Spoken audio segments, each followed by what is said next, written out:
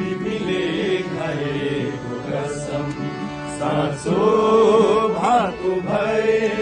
मैले पलमै तिमीलाई बिर्सन सक्ने भए किन पागल हुनु पर्थ्यो किन व्यर्थै रुनु पर्थ्यो किन पागल हुनु पर्थ्यो किन व्यर्थै रुनु पर्थ्यो भुल्न सकी